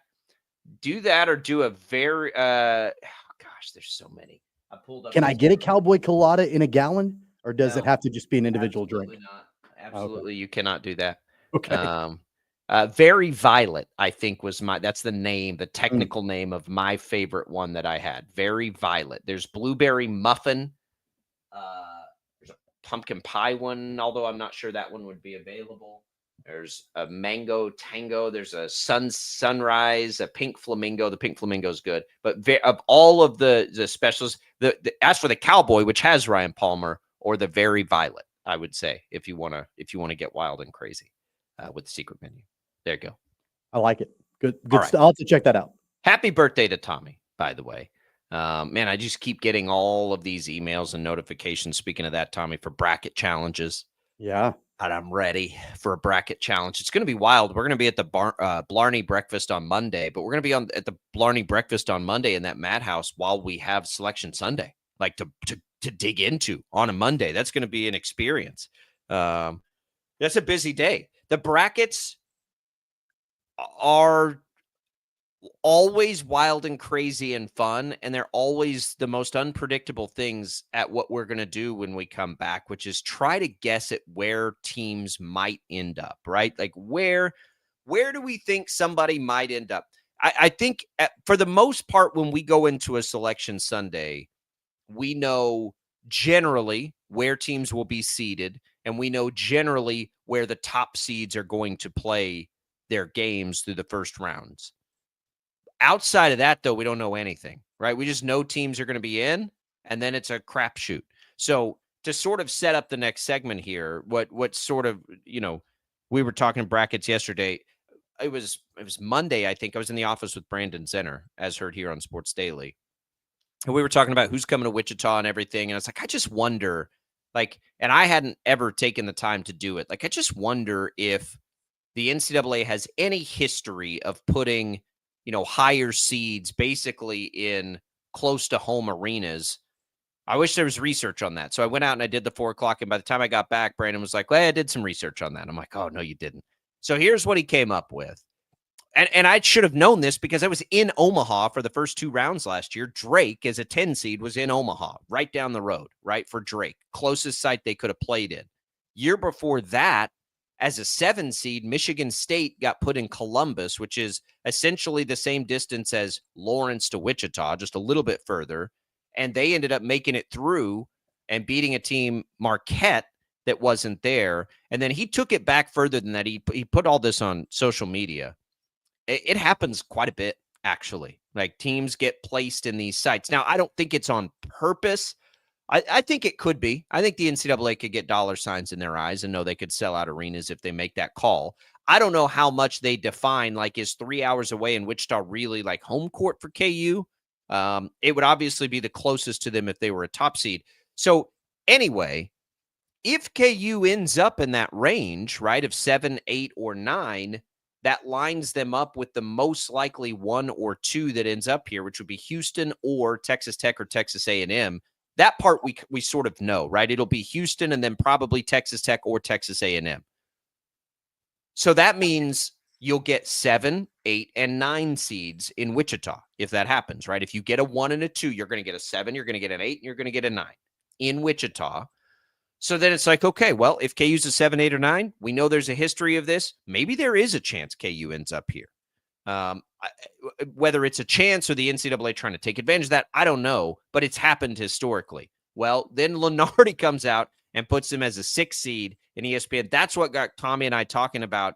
Well, now what do you want to happen here? Is it better for them to play in Wichita? Is it better to them to be a 5 and potentially play, a 5-4 instead of a 7-2? And that really got me looking at the bracket. So we're going to dig into all of that when we come back. Some bracketology. We haven't done a ton of this, but we're only a week away. I think now's as good a time as any. And then we'll have Shreyas Laddha as far as the actual basketball to give us a take on KU's chances. That's all coming here on Sports Daily as we get into another hour of the show. Stick with us, everybody. We're coming right back.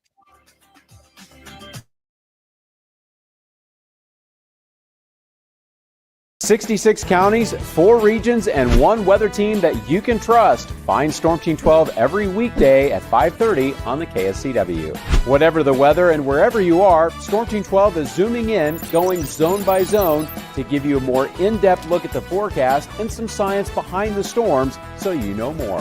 We're focusing on the forecast so you can focus on what's important to you. Storm Team 12 Weather Focus, 5:30 on the KSCW.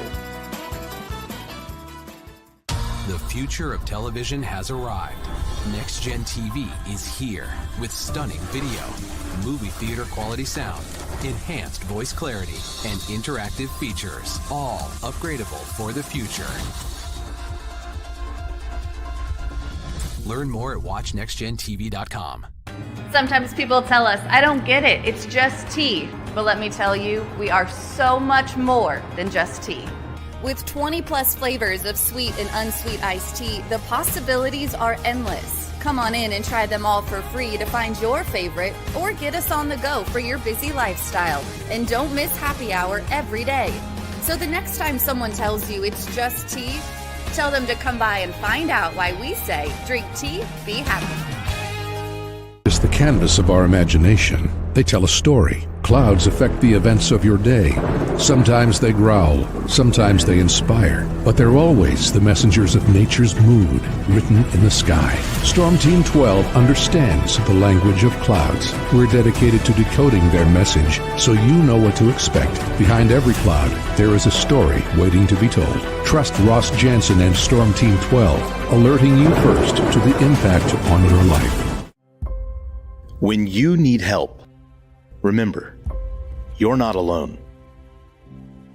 We are here. We are neighbors. We are together.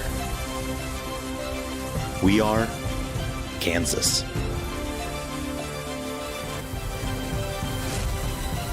We are 12 News.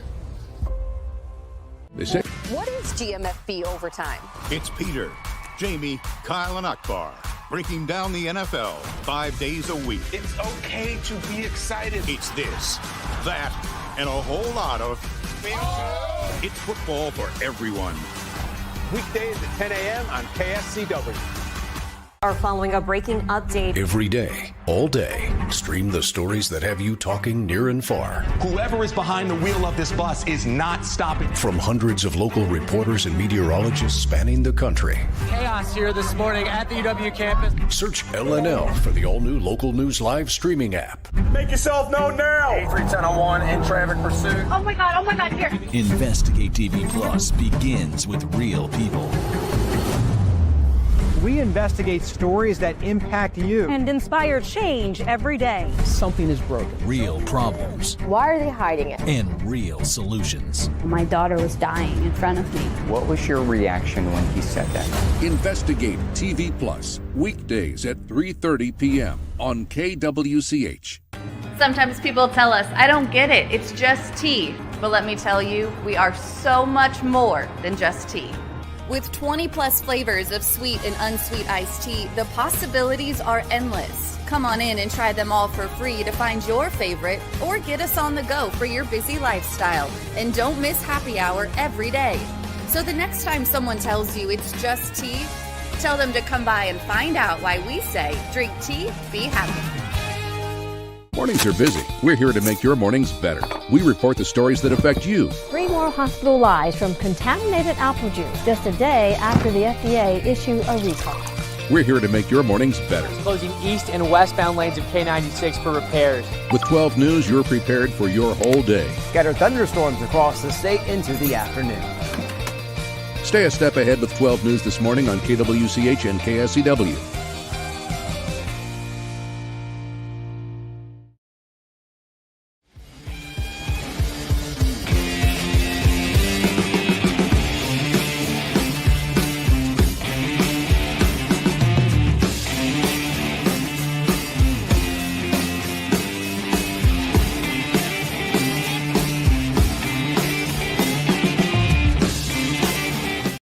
KFH.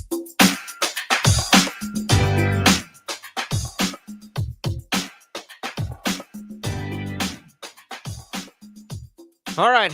Welcome back, everybody. It is Sports Daily. It is Jacob Albrocht and Tommy Castor. We are happy to be with you here on the program. Thanks to Crestview Country Club, by the way. Tommy, you going to get out and play a little golf for your birthday? Yeah, I hope that my bosses are not listening right now. I'm going to try to play a little hooky later this afternoon. The weather's going to be great. And, it's my birthday, and I don't ever do this. So I think I'm going to try to play a little hooky, maybe play a little golf this afternoon. Yeah, you can always squeeze. Look, you can play after work for a few. Yeah. I play 9. I'm going to try to play 9 in between work tomorrow. Not able to today. Not able to Friday, but look, there's 36 holes out there, and they're rocking and rolling. They're all wide open right now. It's a good time to get a tee time out there. It's a good time to be out at Crestview. We've got lots of fun events. Our kids are getting signed up for some spring break action. We're here. We're working. We're not going anywhere for spring break. We've got all the live broadcasts we're doing out at Intrust Bank Arena.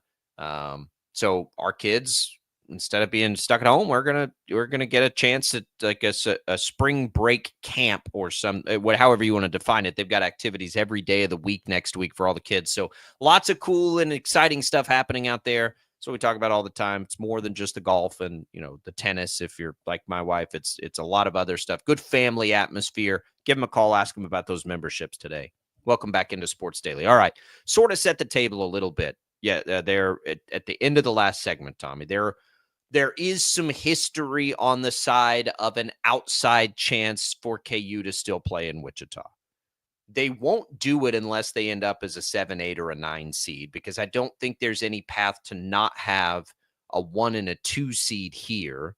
I don't think Houston's going to be able to fall off the 1 line. So that means you're going to get that path right to Wichita. So you got to be a 7, 8, or 9. Jerry Palm right now has KU as a 7 seed. And I don't think, he has them in Milwaukee or Cleveland, I should say, but I don't think the bracketologists are as much paying attention to the sites as they are the seeds. So he has them as a 7. He has, and then Joe Lenardi, which was updated yesterday, has them as a 6. I think KU is probably going to end up being one of the more volatile seed line teams based on the conference tournament. It have to be, Tommy, in America, because they have a lot of quad 1 wins. They have a strength of schedule that's very high. They're still high in the Ken Palm, all of these things. So the range of outcomes for KU here seems wide. So then we went back and forth a little bit, and I'll let you set up your take. I still think it would be advantageous for this team to play in Wichita, even if it is as a 7, 8, or 9, because it would turn into home court advantage for them. You'd have 12,000 people at Intrust Bank Arena in KU Crimson and Blue screaming like crazy for the Jayhawks. I do think that's an advantage if they got lucky and ended up here that way. And if it happens, cool. Like, that's an added bonus, but that's not anything that I am banking on, I'm striving for, I'm even really hoping for at this point. My motivation is I want to see KU be the best seed that they can possibly be. That's the motivation for me, because the bottom line is that, especially where Joe Lenardi, and that's kind of what I've been looking at. And I know Jerry Palm and there are other bracketologists out there, and you kind of have to take it all in the aggregate and figure out exactly, kind of get an average on where everybody has these different teams. But at least Lenardi with ESPN currently has them as a 6. So my interpretation of that is that the only way that Kansas can get to a 7 or an 8, they've got to have a bad showing this week in Kansas City. Like, they probably would have to lose tonight against UCF in the round of the Big 12 tournament. And I'm not going to be cheering for that. Like, I'm not going to be rooting for that to happen. Like, that's about the only way that they could, in my opinion, get back onto a seed line where there would even then be a remote possibility for them to get to Wichita to play in the NCAA tournament. So I'm not even thinking about that right now. I want to see them have a good showing in Kansas City, win 3 games, make it to the championship game of the Big 12 tournament, maybe even win the Big 12 tournament. I think they've got the talent to do so. It's going to be a matter on, if they're able to actually execute in that way. And they could get up to potentially a 5 seed at that point. That's what I'm going to be cheering for and hoping happens in the Big 12 tournament this week. That their entire seeding and their location is going to be dependent on what happens in the next 3 days. Yeah, and so Palm has them as a 7, and these guys are both really good. That tells you that they're probably one of the last 6s or one of the first 7s, I would imagine, if you think about it that way. I want them to play well too. I also would love to see them here, but that's still a remote. That's still like a remote and outside chance. So I definitely think you just want to see him play well because you just want to see him play well. I won't even say I want to see him play well so they can get the best seed possible. And this is where this gets really interesting. I don't know that getting the best seed possible is the best outcome for them when it comes to the tournament. And I think that's so wildly unpredictable. I don't even know, because right now you're looking at, depending on which bracket you look at, BYU is ranged anywhere from like a 5 to a 7 or a 4 even to a 7. They've been in that range in brackets that I've seen. So they're all over the place. You don't want a 4-5 matchup against a team like that if you're KU, I don't think. Basically, like it's Lenardi's path that I don't mind as much in the second round. I would love to. I think playing St. John's would be a decent matchup for them. But then that region in Lenardi's bracket has Alabama, which would be a terrible matchup for them. So it's like, if you go in and you look like Purdue as a 4, if they ended up as a 5, bad matchup, I think. And I haven't gone and looked at every team. Yeah, Lenardi has BYU as a 5. Palm has them as a 7. So, like, I don't want to play. I'd rather play Tech in the second round if I'm KU than BYU. And I think Tech's way better than BYU, but I think I think BYU's a way worse matchup for KU. So I think that's where we have to be careful of, like, yeah, I'd like to see them be a 5. Well, if they're a 5 and they play BYU in the second round, I'd rather them be a 7 and play 10. And look, here's the thing. Like, when I say I want to see them get the best seed possible, it's not because I'm not looking at, potential matchups and things, because we don't know. We don't know where any team is going to be, seated and located and the way we won't know that until Sunday. All we can do, and I shared this data with you yesterday when we were texting back and forth on this, all we can do really at this point is generalize it. And so I found this information. I found these numbers that historically, and this starts last season and goes back to through the history of the NCAA tournament. Historically, teams that are a 5 seed have a 35% chance of reaching the Sweet 16. They've got a 35% chance of making it to the second weekend of the tournament. If you go down and you look at 7 seeds, let's say that Kansas loses today and they end up as a 7 seed. At that point, teams have an 18% chance historically of making it to the second weekend. Teams that are an 8 seed, and I don't know if that's likely. You'd have to lose. You'd have to lose today against UCF and then get a really bad draw. I would think and have all the other teams in that range win games. But I don't think it's out of the realm of possibility. I think it could potentially happen. I don't think it's likely, but teams historically that are an 8 seed in the NCAA tournament have a 10% chance of making it to the second weekend. So that range from 5 to 8, you're dropping off 25%. Yeah, it's because you got to play a 1. Yeah. And well, for sure. And at the end of the day, again, we don't know exactly what the draw is going to be. We don't know what teams are going to be in the path, all of that. All we can do is generalize on a seed line, historically, what these teams have done over the decades of the NCAA tournament. That's my rationale in saying I want to see this team get the best seed possible, because historically, the odds are better if you are a 5 seed as opposed to even a 7 seed in the NCAA tournament to make it to the second weekend. And I think that's what's so interesting about KU, because I don't think this is the year to generalize, because I think it's so matchup dependent. Like, go back to last year in the tournament. KU as a 4 had like the worst draw possible. A Samford team that could shoot, and then Gonzaga, who was great offensively. Those were terrible matchups, and they got a 4. Like, you didn't want them to get a 4, because those, like, the second that bracket dropped, we all were like, oh crap, like that's not good. And ultimately they almost lost in the first round, and then they got smashed in the second round.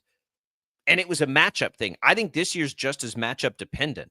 So what I've been trying to do is go look at the collection of teams, right, that are in there. And if I go look at the collection of teams right now, and I'm not exaggerating with this at all. I mean this. Alabama's a bad matchup, but Tennessee, Michigan State, and Texas A&M, not so bad to me. Whereas I look at the 3s, and I see Iowa State in there. The 3s are okay. Iowa State, I don't think I'd want to play, but Tech is I think Tech could go to the Final Four. I really like Tech, but St. John's is in there. I like that too. Then I go and look at the 4s. Maryland, Kentucky, Oregon, Purdue. I wouldn't want Kansas to play any of those teams. And this is how they're grouped on Palm's bracket, just because it's a little easier to read it that way.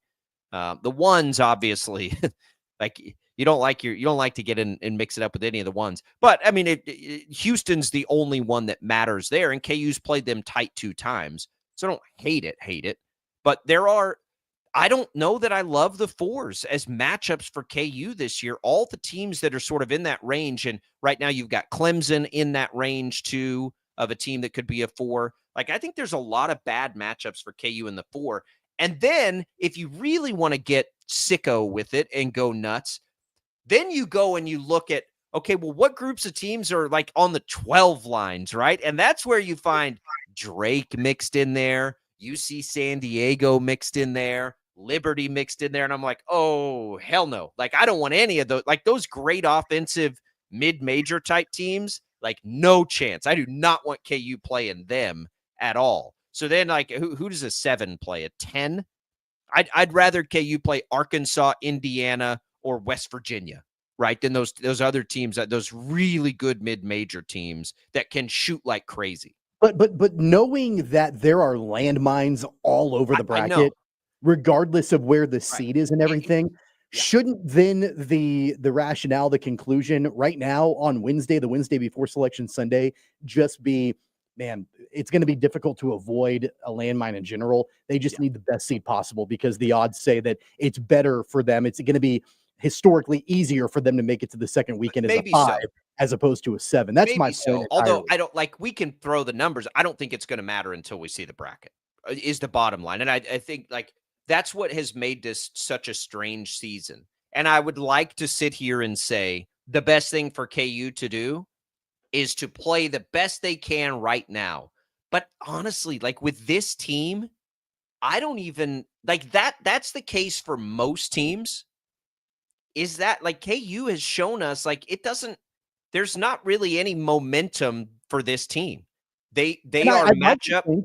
I'd like to think, by the way, that even though there are landmines throughout the entire bracket, and there will be, probably regardless of the seed for Kansas, there might be fewer landmines if you're a 5 as opposed to being a 7, you know? I think it's 50-50. I don't know that to be true. I think it depends on the year. It depends on what the committee decides to do and how it works. Yeah, I'm just looking at this year.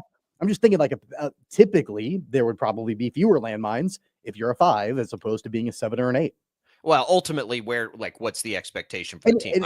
I'm only thinking of this as the Sweet 16 right now. What is it going to take to get 2 wins? Here's the other thing, and I started with this, but I want to reinforce this. What I can't do and what I won't do going into today's game against UCF is think about, okay, well, you know what? Look, it's okay if they lose, because if they lose, that may give them a better chance to play in Wichita. I'm not willing to make that trade-off right now as a 7 seed. Like, that may lock them in to a 7 and at least crack the door open slightly that they could play here in Wichita. I'm not willing to make that trade-off. If they do lose to UCF, I think that's unlikely, but if they do lose to UCF today, then I'm willing to have that conversation about what it might look like for them to potentially play here. But right now, leading up to that game, I want to see them win. I want to see them win 3 or 4 games this week to be able to solidify potentially a 5 seed in the NCAA tournament.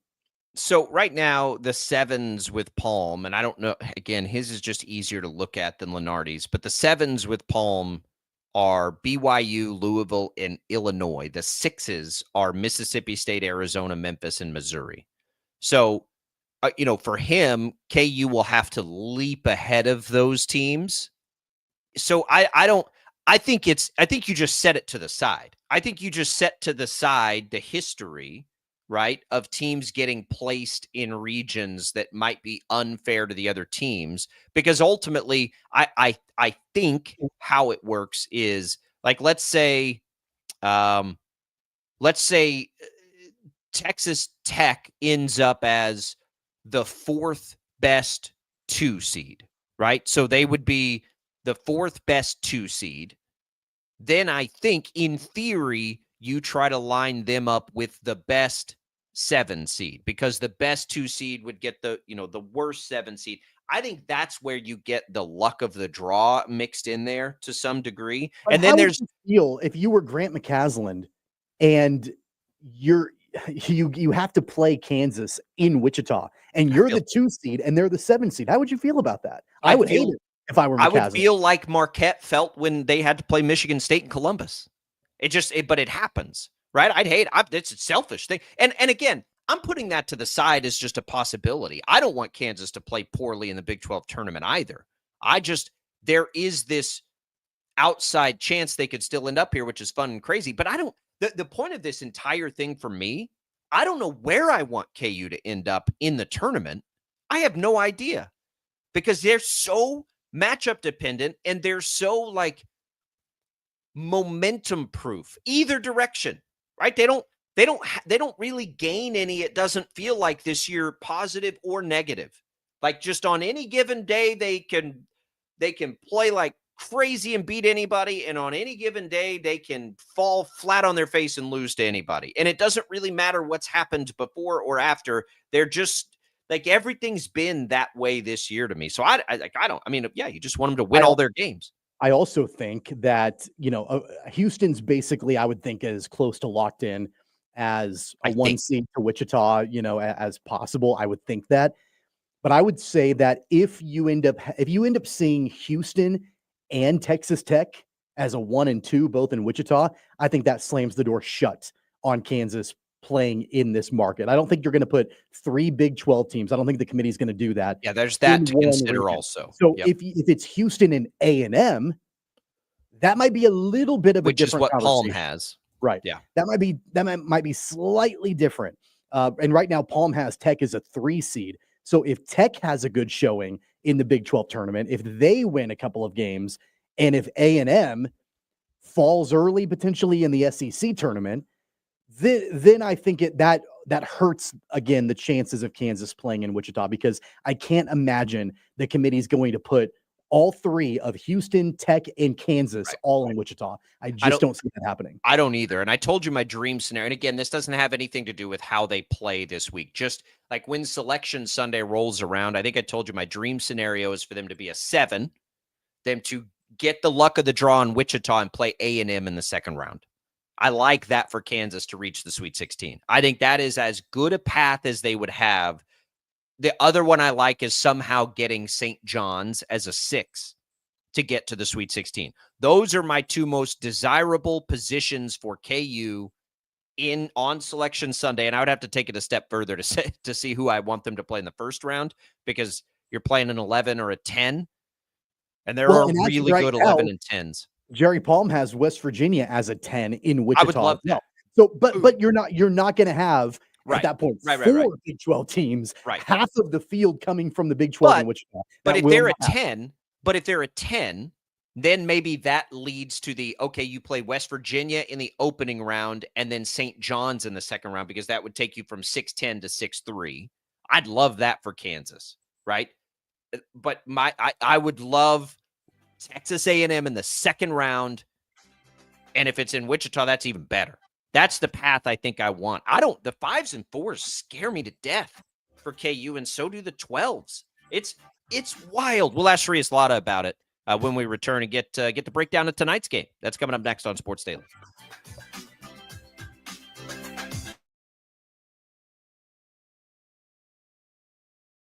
66 counties, 4 regions, and 1 weather team that you can trust. Find Storm Team 12 every weekday at 5:30 on the KSCW. Whatever the weather and wherever you are, Storm Team 12 is zooming in, going zone by zone to give you a more in-depth look at the forecast and some science behind the storms so you know more. We're focusing on the forecast so you can focus on what's important to you. Storm Team 12 Weather Focus, 5:30 on the KSCW.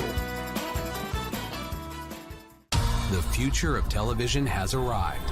Next Gen TV is here with stunning video, movie theater quality sound, enhanced voice clarity, and interactive features, all upgradable for the future. Learn more at watchnextgentv.com. Sometimes people tell us, I don't get it, it's just tea. But let me tell you, we are so much more than just tea. With 20 plus flavors of sweet and unsweet iced tea, the possibilities are endless. Come on in and try them all for free to find your favorite, or get us on the go for your busy lifestyle. And don't miss happy hour every day. So the next time someone tells you it's just tea, tell them to come by and find out why we say, drink tea, be happy. It's the canvas of our imagination. They tell a story. Clouds affect the events of your day. Sometimes they growl, sometimes they inspire, but they're always the messengers of nature's mood written in the sky. Storm Team 12 understands the language of clouds. We're dedicated to decoding their message so you know what to expect. Behind every cloud, there is a story waiting to be told. Trust Ross Jansen and Storm Team 12, alerting you first to the impact on your life. When you need help, remember, you're not alone. We are here. We are neighbors.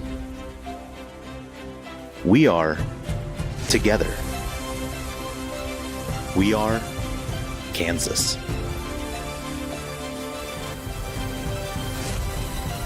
We are 12 News.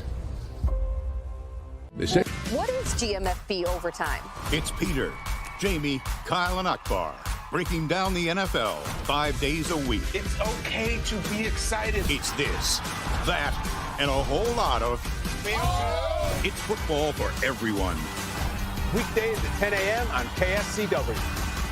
Are following a breaking update. Every day, all day, stream the stories that have you talking near and far. Whoever is behind the wheel of this bus is not stopping. From hundreds of local reporters and meteorologists spanning the country. Chaos here this morning at the UW campus. Search LNL for the all-new Local News Live streaming app. Make yourself known now. 831001 in traffic pursuit. Oh my God, here. Investigate TV Plus begins with real people. We investigate stories that impact you and inspire change every day. Something is broken. Real problems. Why are they hiding it? And real solutions. My daughter was dying in front of me. What was your reaction when he said that? Investigate TV Plus, weekdays at 3:30 p.m. on KWCH. Sometimes people tell us, I don't get it, it's just tea. But let me tell you, we are so much more than just tea. With 20 plus flavors of sweet and unsweet iced tea, the possibilities are endless. Come on in and try them all for free to find your favorite, or get us on the go for your busy lifestyle. And don't miss happy hour every day. So the next time someone tells you it's just tea, tell them to come by and find out why we say, drink tea, be happy.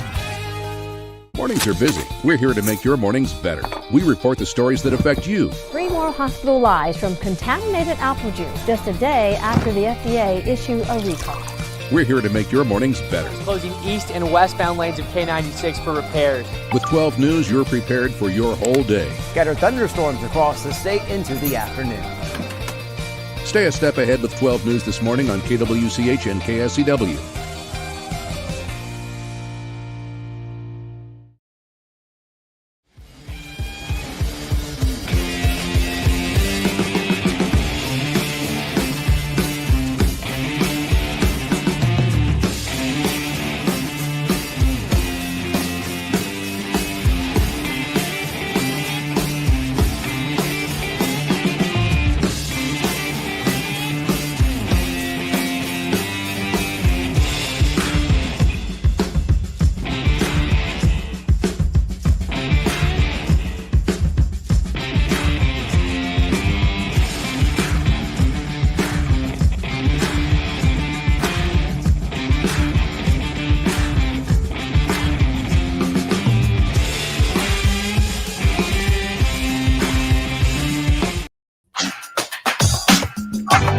And now, digging deeper with the teams you follow, it's another Sports Daily Insider interview on KFH. And we welcome in Shreyas Laddha here, our KU insider, as we get ready for KU's opener in the Big 12 championship tournament here. Their first game will come against UCF in this, what are we looking at? The official, we're calling this the official second round, I think. 8:30 tip time. They'll actually play after KState tonight in the Big 12 tournament. So a fun night of hoops for us here in the Big 12. Before we get into that game, Shreyas, we were just talking before you came on the air, a little bracketology. We haven't looked at this a ton, but man, it is a strange year for KU because there are landmines at every seed level. There is some history on the side of KU's outside, very small chance they could still end up in Wichita, maybe as a 7 seed. We've seen teams get that advantage in the past. If I'm looking at the teams on the lines right now, I kind of like Texas A&M in the second round. I kind of like St. John's in the second round. But there are like 4s and 5s and 6s if they ended up there, or 3s or whatever, that I don't like. It's a weird year because it doesn't matter what seed they get. There are other teams that you see bad matchups, and there are teams you see good matchups too.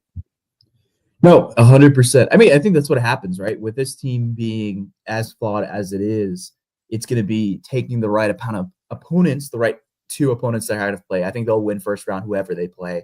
Obviously, that withstanding, they play Drake. I think it could be a little bit of a interesting battle there. But, I mean, I think they come in, they win round 1, no matter who they play. And then round 2 is going to come down to matchups. Like, obviously, you'd rather play St. John's than play somebody else.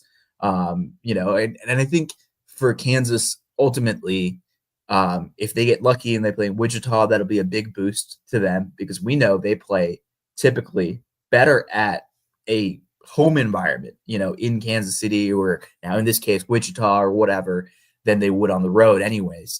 But that's the thing. When you have a team like this, where on paper, they were the number 1 preseason team in the country, they haven't really lived up to it for most of the year, but you have to respect at one point, there was some semblance of belief that they could be. And, during conference play, at times they look like it.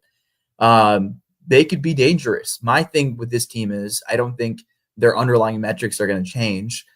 Bill talked about it on Monday where he's like, there's not going to be much difference between, consistency and the stuff that they say. Like obviously you're looking for them to be better rebounding, less at giving turnovers, better in clutch situations.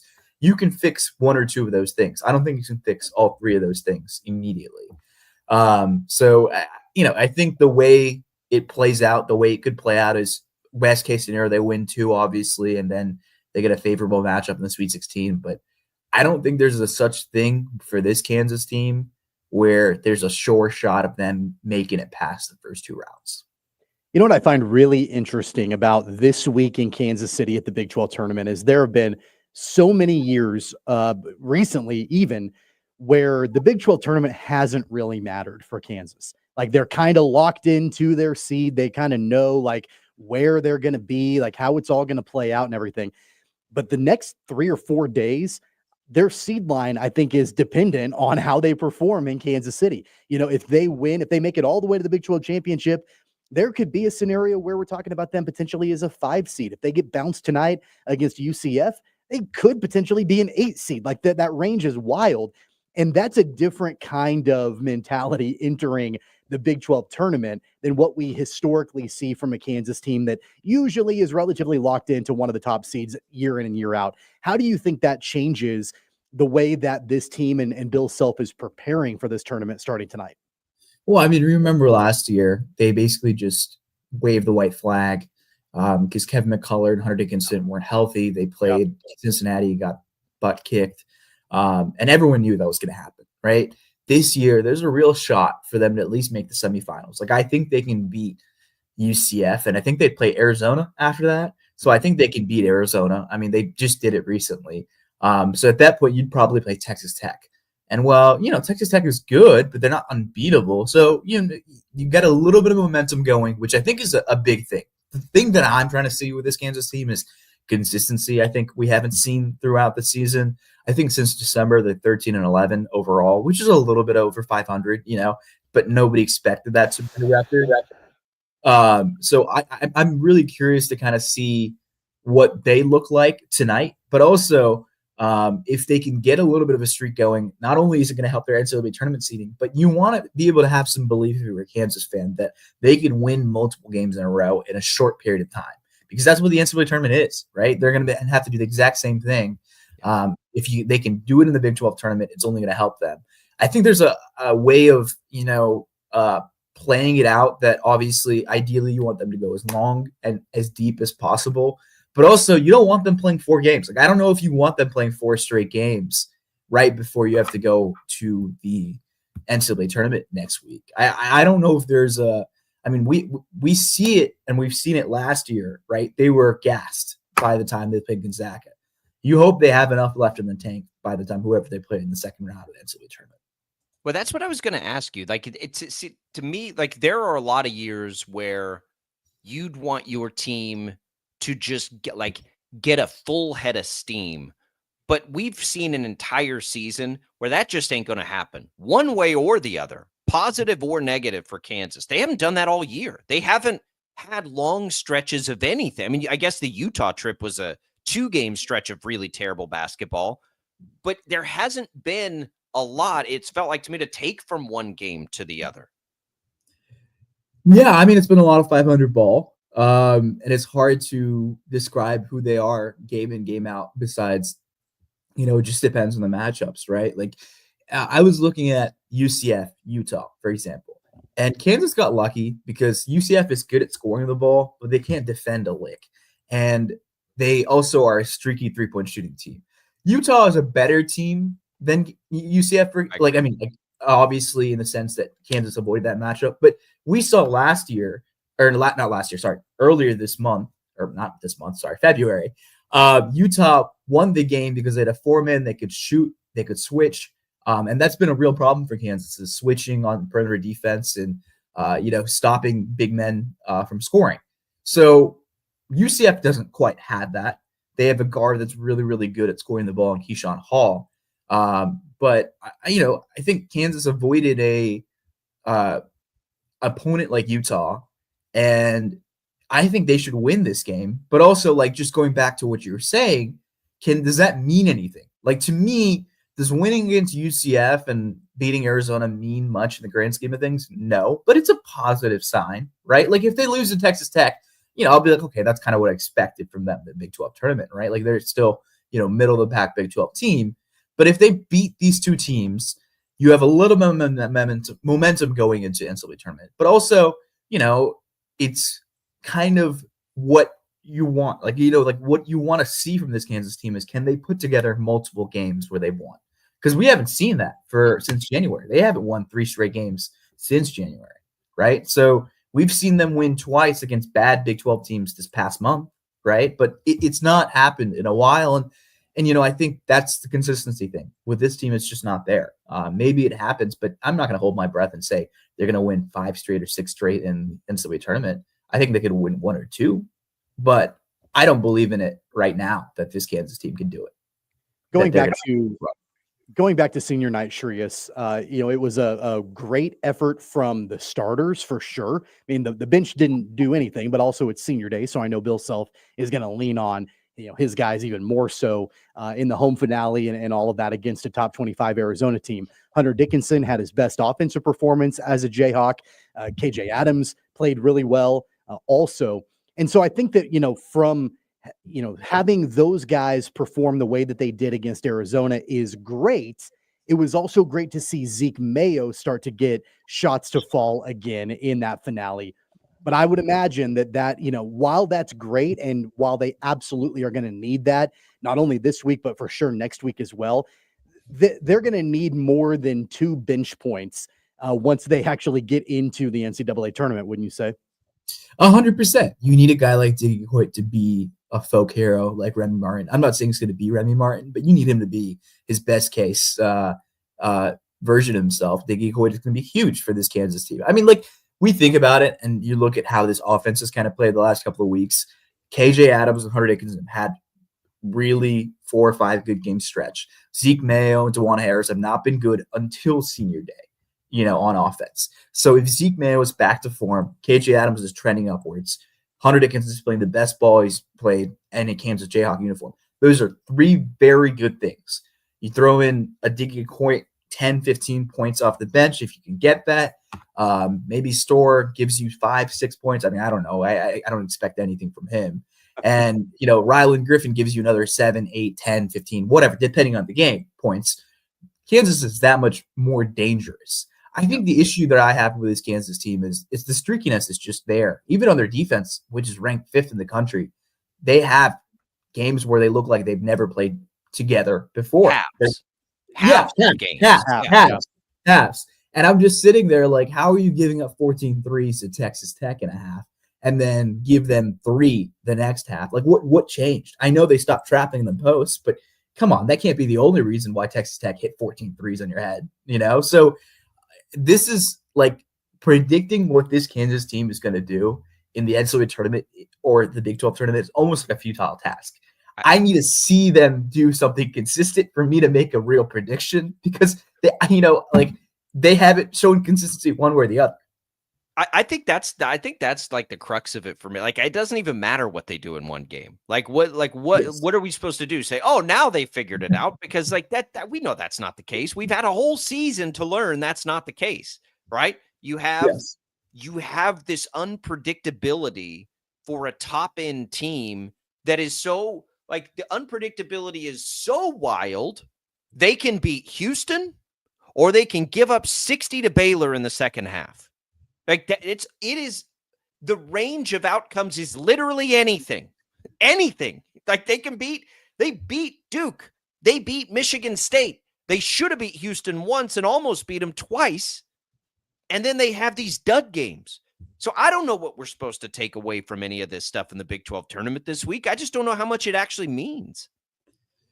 The only thing I'm trying to take away is consistency on both ends of the court for certain players. Is Zeke Mayo playing his best version of basketball? Is KJ Adams doing what he's done the last 4 games, whatever? Is Hunter Dickinson doing what Bill Self wants him to do, is where he carries the team on his back? Like, we haven't seen Hunter Dickinson do that until the last 4 or 5 games. Obviously, the opponents have been beneficial for Hunter Dickinson to do that. This is my issue with this Kansas team is I don't understand how inconsistent they are with the oldest team in the nation. Like, they shouldn't play like this, half in, half out. And I think Bill has that issue too, is they just don't like the levers he could pull with certain teams. You just can't pull with this team. Maybe you can pull it for a half, but you can't pull it for a game or multiple games is probably the better wording there. And I think that's why the unpredictability, like these guys have this belief that they can make a deep tournament run. I'm not going to shoot them down on it because we've seen them play really well against some really good teams, but also not to be a skeptic. The metrics don't give them a lot of this thing. Like Evan Mia sitting here and saying Gonzaga and Kansas could be deep tournament teams. Okay. What metrics have shown that in the last 3 months besides the wins? Besides the wins. Yeah, we're just basing that off of, well, they had a lot of talent. We thought they were going to be a preseason number 1. They could, I guess. But, I mean, I'm not going to sit there and tell you they're going to make a deep tournament run until they win 2 games in a row. All right, Shreyas, follow him at SHRE98. We're right up against the break. We'll look for your coverage of the Big 12 tournament. Absolutely. We'll be right back on Sports Dooley.